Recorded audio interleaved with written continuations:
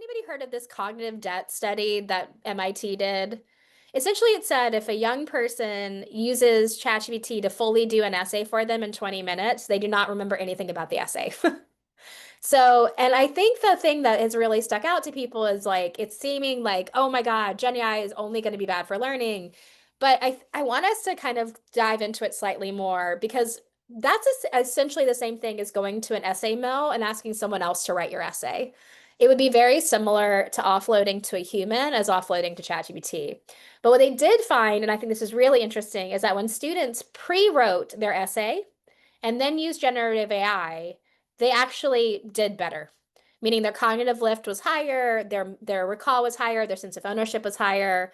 And so I think that this is where it's getting a lot of noise, and this is where I think you're going to have to contend with this. I would bet that there's some naysayers that you have that are, coming to you and saying, "Oh, but this study, it's 54 students and it's designed to essentially tell us something we already know, that when young people or adults give away all their thinking to whether ChatGPT or any other person or technology, that their cognitive work and their cognitive ability and that foundational kind of skill building will not happen at the same rate of doing it itself." So I think that knowing the nuance there is going to be really important. And I'm really hopeful that there are better studies that are not so like, just big and bold, just to be big and bold. So something to consider. The second is, and I think this is we are an American audience for them, which is kind of untraditional for us. But I do think that when we talk about AI readiness later, this EU survey actually looks at what's happening in the EU from a perspective of student readiness and school readiness. And what they found is that students are really the same way in the US are starting to really use these tools and believe that they are vital for their future. So I'm going to point out that 74%. But then what we see is that there is a pretty significant issue with schools feeling like the teachers are prepared and also the schools are prepared. And that this actually aligns pretty closely with what we've seen in the US is that socioeconomic status of the individual and of the school community actually makes the biggest difference in terms of knowledge and readiness for Gen AI adoption.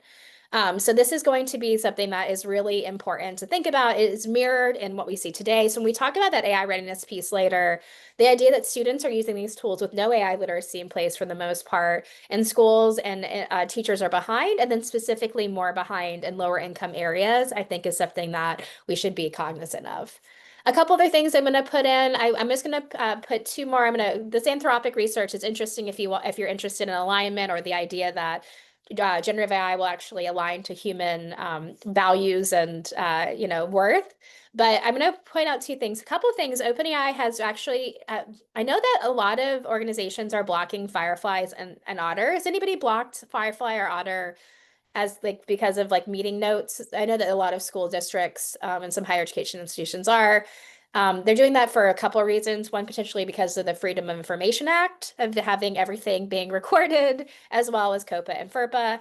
And so, but it is interesting to see that OpenAI has released their record mode, and there might be some opportunities to use that within your organization. It's only in the paid versions, but it could be quite nice if you're having some like low-key meetings that you need to have. It just helps get everything going. It's similar to the Fireflies that we share with you after every session. And then also, you've got Notebook LM has also released the core service for Notebook LM is now in Gemini. So if you have Gemini EDU or Google EDU, you'll get access to Notebook LM as for the adults and the students. So that is now fully available. So just something for our Google friends out there. And then finally, this one was really interesting, but Stanford researchers did a big study about what workers want from AI. And what they found is that workers really want to have AI as a companion, meaning a collaborator instead of an automator.